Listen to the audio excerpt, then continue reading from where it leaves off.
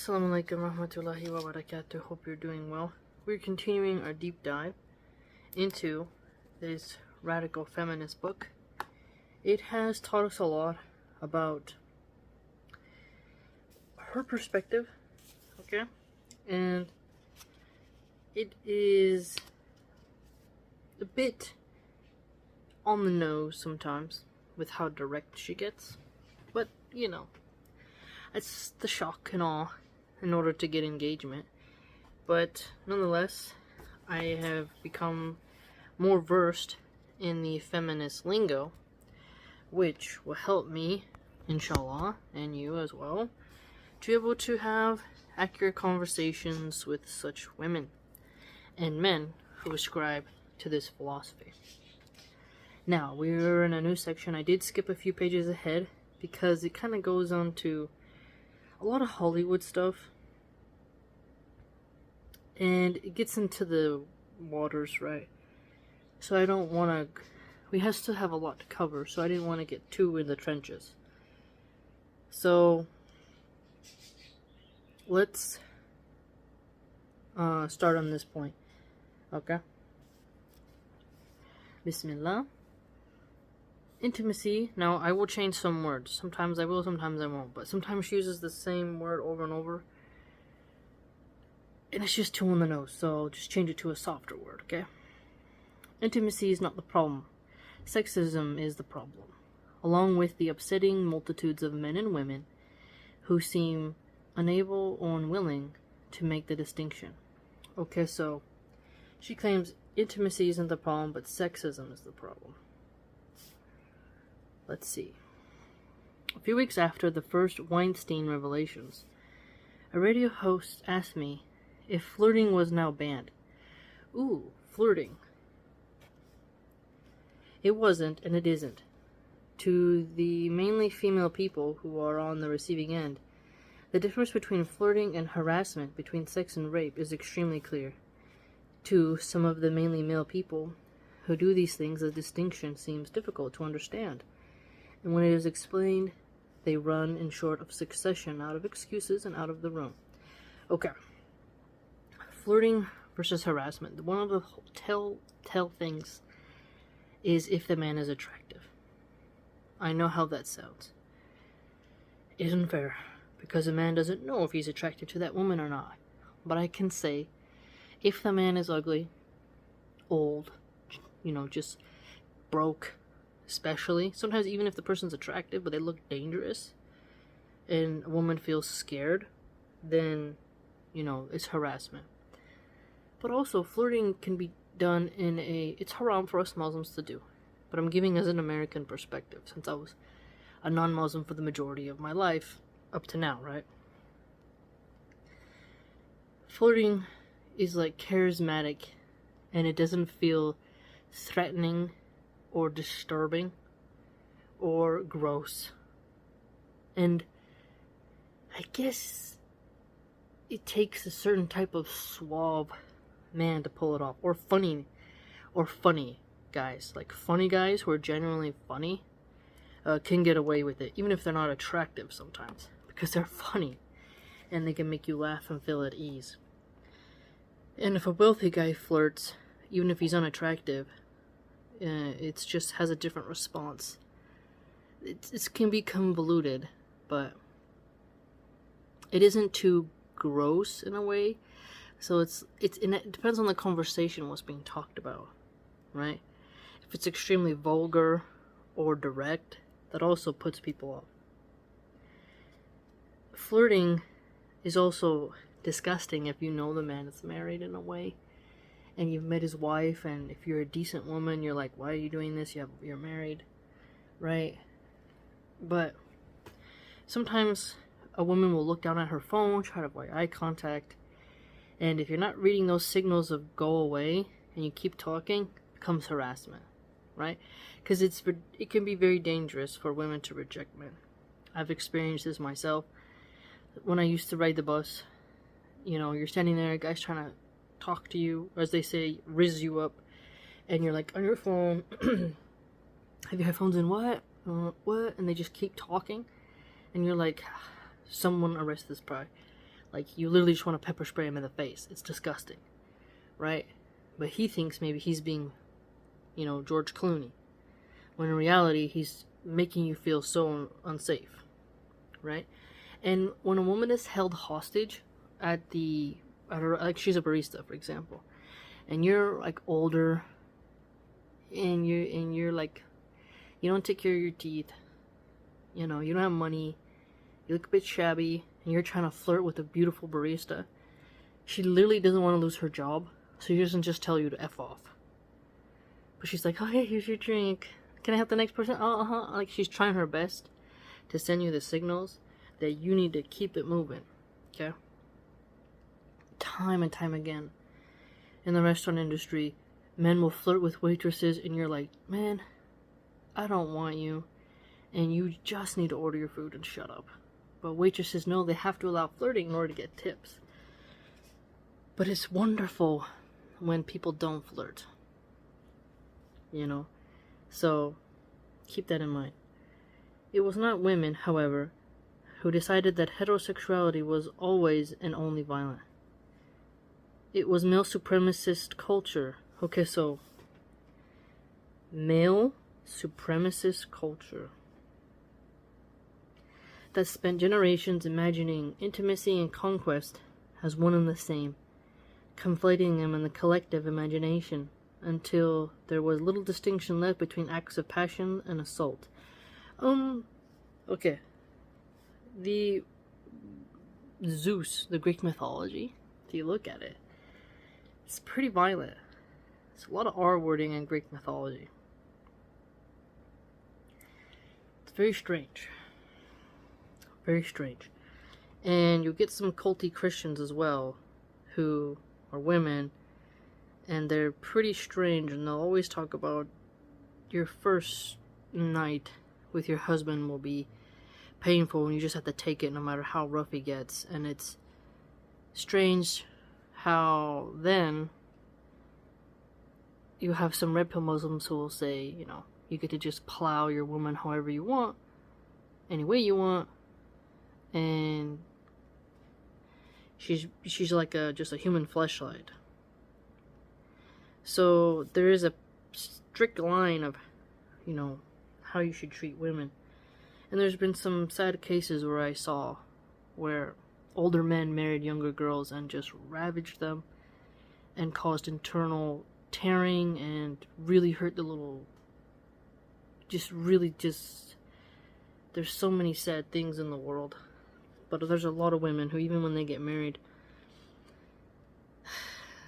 their areas get torn up, their mind gets destroyed, and they see it as something okay because, in a way, it is true, they are kind of a male supremacist, and they see women as beneath them, and it's only supposed to be enjoyed from their end.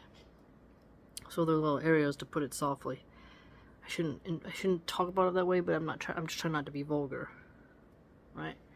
Their area gets torn up. And this causes a lot of resentment to marriage, because a man might think that's not assault because he married the woman, right? Whereas a woman doesn't feel like there was a recharging of her energy. There wasn't happiness after, there was pain, right? Uncomfortableness, dissatisfaction, right? And that the man took happiness in her dissatisfaction and was indifferent to her end of it, right? So on the tip of the spear that she's lunging at us, we may think to ourselves, there isn't people who think like what she's saying, but there are some who don't know the difference between sex and R wording. And I think that's provable by crime stats. There's evil in the world, and some evil men do marry and harm their women. It is hardly surprising that so many women have been on the wrong end of that trajectory for so very long, that they have given up trying to find a way to be intimate with men that doesn't have to hurt. This is interesting because I have noticed And like there was one page on Twitter that blocked me, unfortunately. Christian masculinity, biblical masculinity, something like that. And he's clearly a porn addicted youth.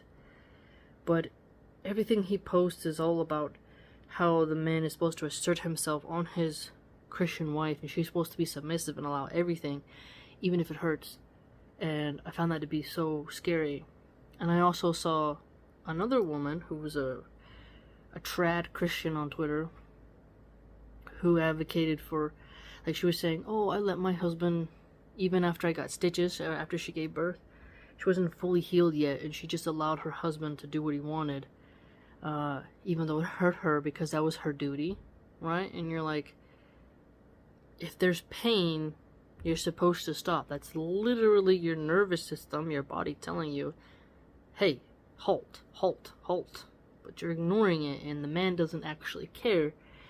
And if you're uncomfortable, he doesn't care, and he's just doing what he needs.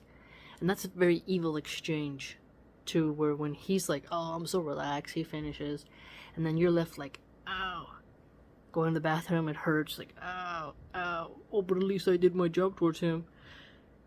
That's a very evil way to think. So I have actually seen these threads and these conversations where some women think that if there's pain, that it's okay. And a lot of psyops are happening on religious women that they should allow pain, even if they don't want it, because their husband has a right to do with them as they will and make them uncomfortable. And it's important for us Muslim women to understand that's not okay. And this is where some red pill Muslims get very aggressive and threatening and think it's feministic if you teach women that they have a right to say no to certain acts done to them during intimacy that can inflict harm, right? Because they do kind of pretend to care about women, but in reality they only care about themselves. So it's not feministic to say that intimacy doesn't have to hurt. And if it's hurting them psychologically, spiritually, or physically, it has to stop. And the man needs to get reformed. That's why all these porn-addicted men are dangerous for women and to society. Because they consume content made by drug addicts and depraved human beings. And then they want to traumatize, ruin, and destroy their good women with acts that open them up to more sinister ideas, which eventually leads to the downfall of the relationship, adultery, and illegal activities. And if you're wise, you know exactly what I mean. But the more you open that Pandora's box of degeneracy, the more evil and unsafe it comes for children and for the healthiness of the relationship, and the more satanic it becomes. So there are definitely, I would say, millions of men who think they have a right to hurt women during intimacy, but it's also the fault of women who are paid to do those acts on camera for drug money, who make that something to push on to women, right? It's something we have to work against. So just understand, you can see where she's coming from, but you can see where she's going with it, and this is how I try to navigate the distinction between where I stand and where she stands. It is equally unsurprising that some of those women have come to think of the male sex itself as inherently treacherous, unsalvageable, and irredeemably violent. I mean, irredeemably violent. I think human beings will always have a capacity to be violent. When a woman gets an abortion, that's a very violent action she allows on a tiny, innocent, helpless human being who is her own blood. Right? And late-term abortions are cruel and evil, and the woman willingly allows it. And then I've shared posts where they celebrate it with abortion cakes and other things, and they glorify it. So women can be extremely violent, and as I watch more true crime stories and cemetery tour stories where they talk about the person who's buried there, you can see women are very violent as well. I saw a post the other day where a woman chucked her dog off of a parking garage. Instead of giving it up for adoption, the woman took the live dog and chucked it off like a 3-story parking garage. It survived the fall and then later died. So, I mean, to pretend women aren't violent is strange. Treachery? I think history is filled with treacherous women. So, human beings are inherently treacherous, I would argue. That's how I see them. That's why I keep so few female friends. Women will steal each other's husbands, try to sleep with married men. I mean, be complete homewreckers, conniving, backstabbing. Look at all the female reality TV shows. You'll always see women fighting each other, pulling hair, like the Bad Girls Club. I used to watch that like 12 years ago in my Jahiliyyah. And I watched it just because I wanted to see those girls fight. And it was hilarious at the time. But they're violent, they're backstabbing each other, gossiping, plotting, right? So, even in fiction, we see that as well. So, no one is unsalvageable unless they've crossed, I think, a threshold where they no longer fear Allah subhanahu wa ta'ala and they don't seek redemption, right? But both men and women are violent and treacherous. It takes a lot of work to be good, I'd argue. Especially now. Just look at, and just go, if you do it, have the time, seriously. There's public profiles, you can see what people are arrested for. Check it out. The men and female prisons. America has a high prison population. And when we say treacherous, financial scams, corruption, catfishing. Think about it. Today, contrary to conservative opinion, we do not have to choose between fighting against sexual violence and being sexually liberal. For many years, women have been unable to demand the right to have our bodily autonomy respected, while also feeling free to be sexual, to dress like that, to walk like that, to suggest that we might want something good girls don't. Now, notice, what is she promoting here? Want something that good girls don't. So, what is the opposite of being a good girl? A bad girl. What does the bad girl do? To dress like that? So lewd, slutty, hypersexual, free to be sexual. So, being the community hood rat, essentially. The street walker. The froggy one who just jumps into every bed like a lily pad, spreading diseases, getting abortions, all kinds of stuff, and walk like that. So to just walk with that cat, like, meh. So notice here, to walk like that, to dress like that, to literally be that, and to acknowledge that you're bad, and then still expecting no negative risks to such bold, in-your-face behavior. Because your demeanor and your manners and how you carry yourself will provoke different things in people. Like a classy, look at Princess Diana. I always reference her. With the way she behaves, the way she talks, carries herself, it just is like, wow, that's a classy lady, And the way in which you respond to her is different. Now, if you got someone like Adam 22's wife, I want to spray Lysol, get away from me, it's sticky and gross. And you look at the men, how ugly some of them were that she did content with, and you're like, ugh, and how, ugh, it's just gross. So, the way I look at a polish, I like rock minerals. So let's say I have this beautiful, geode that's polished and nice. It's from deep in the mountains. It's got green and whatever, and you're like, oh, this is pretty cool, The way you look at that versus a rotten, maggot infested roadkill corpse, you're just like, ugh.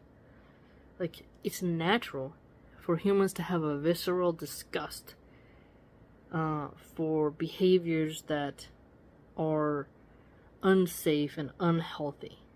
Okay? Now, she's trying to argue that, it's okay to be like that. Alright, but you can't force me to want your, stuff around me. To be freely sexual is just to really highlight that you don't respect your body's health, because it is so dangerous. So dangerous. And so few women are like, show me your STDs beforehand. All they hear is, I'm clean, baby. And then, next thing you know, they're in the clinic, oh, I got herpes. Like, how terrifying. How terrifying. It's absolutely scary.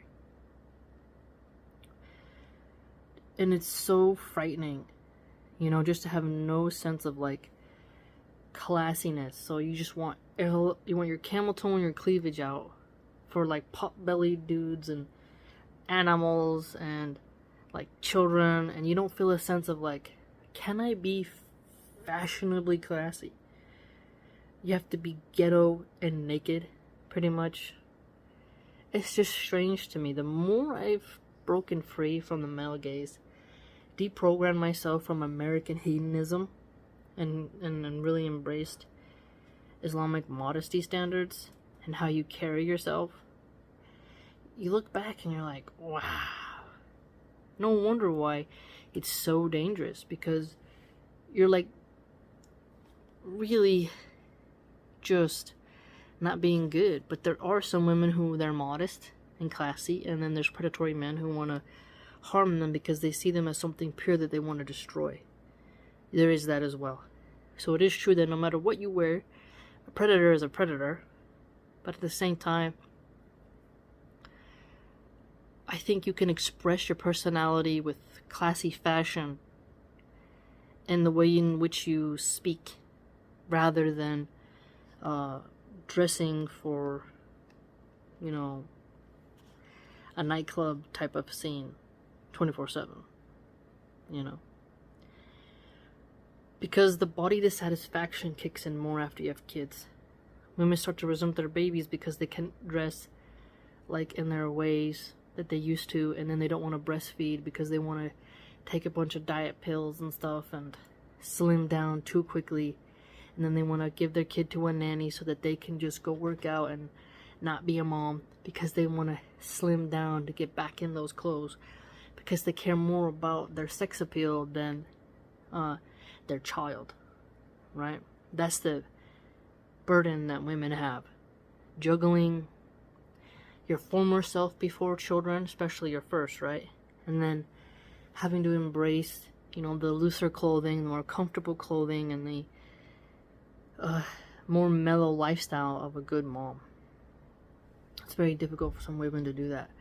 So bad girls make bad moms, because they teach that 304, we'll call it, behavior to their daughters, and this attracts predatory men who will use the mom to get to the daughter or to get to the little boy. So you have to be so careful. So much could be said, but again, it's pretty scary how the sexual behavior attracts very dangerous men. Very dangerous men. For many generations, women were allowed to ask men not to attack them, as long as they asked nicely and didn't make too much of a fuss. But actually showing any evidence of independent sexual desire was still dangerous. Because it's a little bit, how do those women use it? Well, they're not using it in a, it can never really be responsible, I'd argue, but they're using it in a way that destroys families and is a risk, right? If you have a streetwalker in your neighborhood, you just get a hose and spray her down, disgrace her, get out of here, chase her out. But then it'd be like, oh, you hit assault. You'll get in trouble for chasing out the threat to your family. Women being protective over their men is, I would say, it's not immature, but it's necessary to clear a bad example from your midst, right? Like, if a pimp is pimping hoes in front of my home or in my community, I would hope the men would chase him away. So someone who's openly selling themselves, or is a sleazeball who lets anyone tap it, I don't want that woman coming anywhere near my man, even though in the end, yes, it is up to him. But I don't want her to flaunt anything in front of him, because she probably has a bunch of ravenous diseases and drama and danger, and it could literally destroy my children's life if she gets there and my husband becomes a slave to his ween and then destroys his own family. You see what I'm saying? A husband, guards and protects his woman, and women have to guard and protect their homes, their children's safety, right? Lewd women who are hyper promiscuous are only threats, and you can never have a real friendship with them, because their morality is so low, it is so cheap, so depraved, that you can't have them around your daughters. Their vulgarity is like, it can't be contained. It just oozes out, right?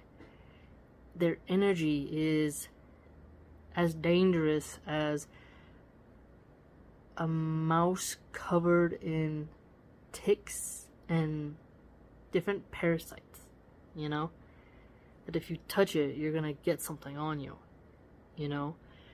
That's what it really is. Now, if a woman is selling herself out of desperation, some women rather sell themselves and get a job. Then you're like, hey, get a job.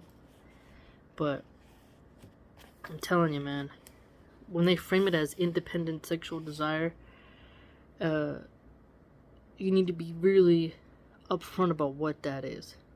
Because you're always independent as a woman. You choose. Right? But make better decisions. Safer decisions.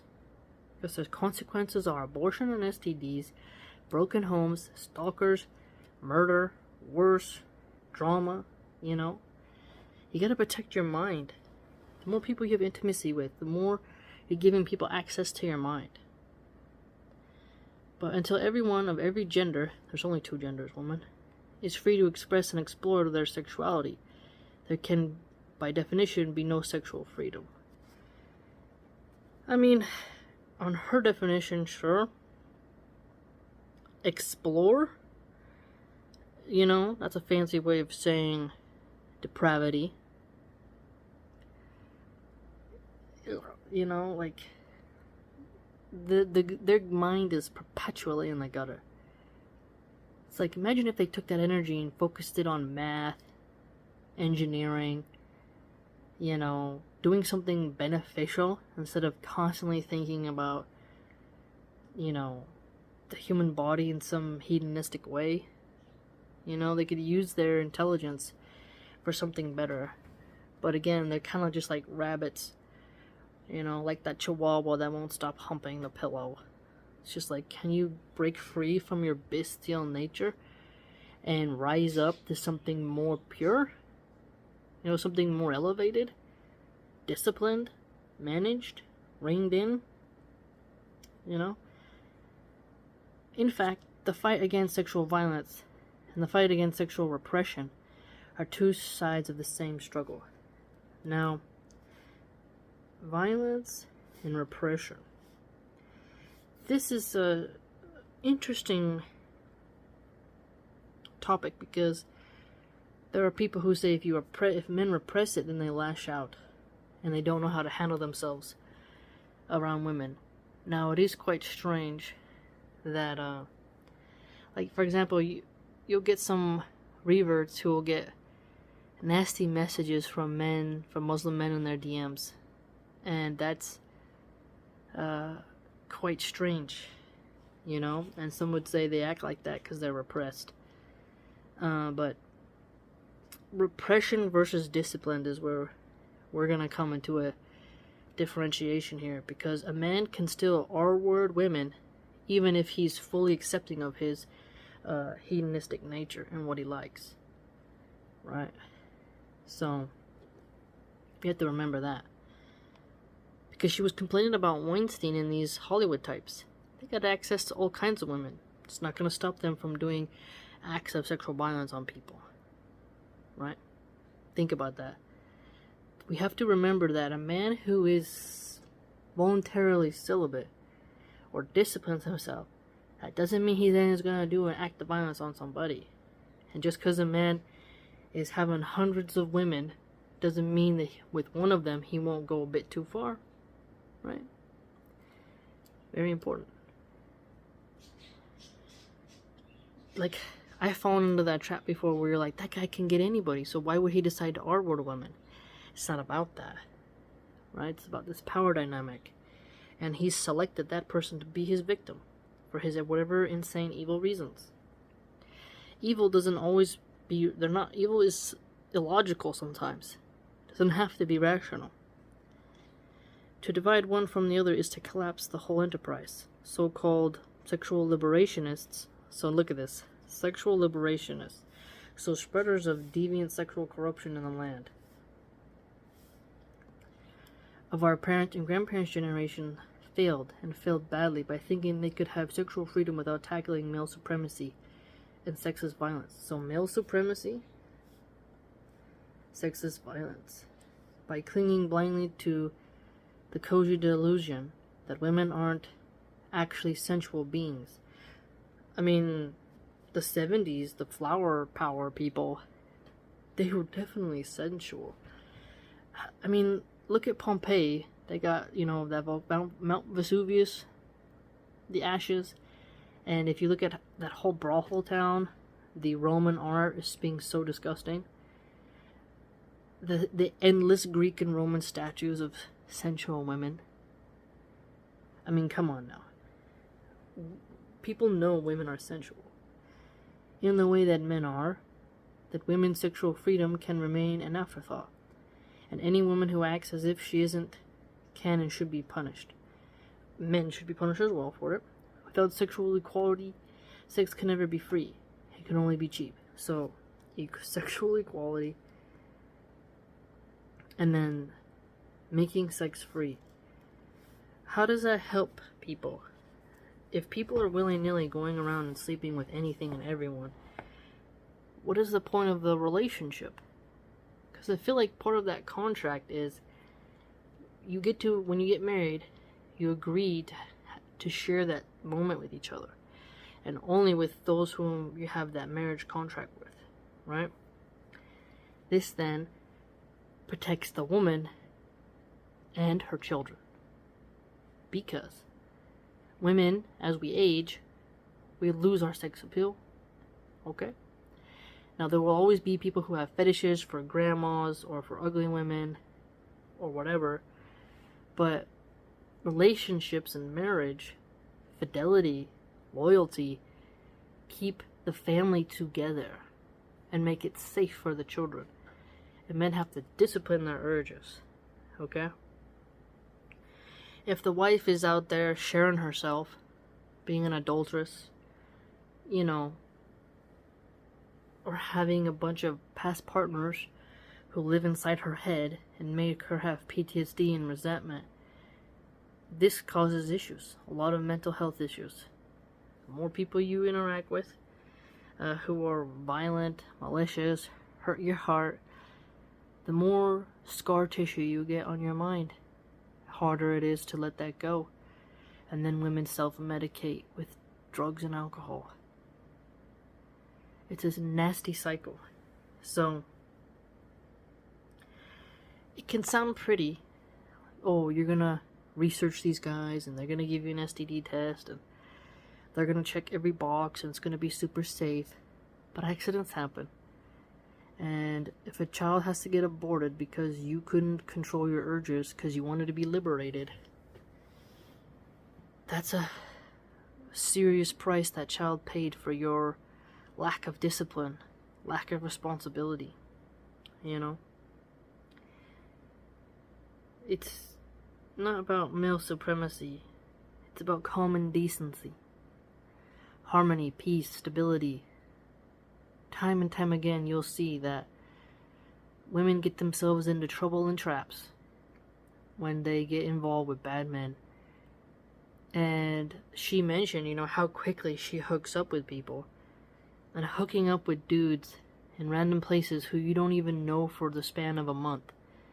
And what baggage they come with, or what they're capable of. Super dangerous.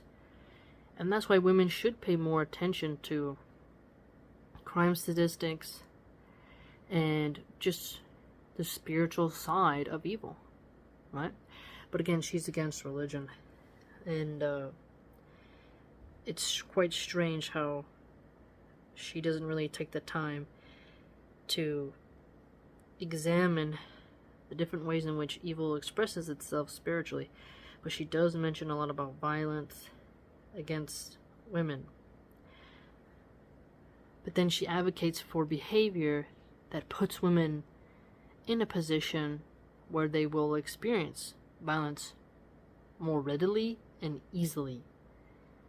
If you're a woman and you get married and you just stick with that guy and you don't free mix without, like, some places you can't avoid it, but if you just mind your business, lower your gaze, tend to your family, and you don't sneak around or try to put yourself alone in a car with your person you're cheating on your husband with, like, you don't put yourself in these dangerous situations, and you don't flirt, and you don't do these bad things, your life will have less drama. But if you try to be single and mingle with anything and everything, just because they're handsome, or they got something you want in exchange, well, then this is where danger rises up, where the nasty claws of Shaitan and his legion rise up from the soil and slice at your Achilles heel. It's really a quite perilous situation, especially when women they feel shy, that the liberated feeling doesn't come, so they get intoxicated. And predatory men who will always exist, right? Because Earth is a place of suffering in a way. They're gonna pounce on that. No amount of lecturing is gonna change a demon from doing what it wants to do. Some people, maybe they can be persuaded, but we already know there are those who won't be persuaded. So why even get yourself in that position? When a fish bites on a hook, it didn't know it was a hook. It was camouflaged. But this woman is giving you a philosophy that makes you swim amongst hooks. And makes you think that you will never snag your tail on a hook. You will get no scars, you will get no trauma, because you are a fish taking risks, and that in and of itself is the reward. It just doesn't make sense. Because a woman has to protect her honor, her safety, her physical safety, her health, her mental health, and more. And you may think that you want to experience a super large menu, right? Like Brittany Renner bragging about being, 30 count and over. That is a lot of mental trauma, and she has these really strange mental breakdowns a lot. Getting rejected by men and allowing men who you don't want to marry to have access to your body isn't, like, noteworthy or with any type of clapping, acclamation, adoration. Rather, it's just blameworthy, and someone has to sincerely advise you and let you know that, life isn't about that. It's like a cat going into endless yards, thinking one day there isn't going to be a sick drunk guy with a BB gun, or a dog that really has the jaws of a pit bull. Some people won't let their cats go around neighborhoods because they know there's bad kids who will torture cats. But then those same women will tell other women that hooking up with guys who you met on dating apps and with guys who you met at a bar or a club and whatnot is never going to have a negative outcome, because you're just exercising your freedom. It's just not the case. Evil has so many masks, and that's why you have to be careful. So utterly careful. Let me know what you think. It's a very serious reading, and it's important to take all her statements, break it down, see where she's coming from, and then interact with it yourself so that you can grasp what's the counter argument to her propositions, and how can you create an effective dawah to young Muslims who might be influenced by such a person, right? And if you'd like to join my blog and support the channel, it's www.subscribestar.com/MilahanArchive. Hope to see you there.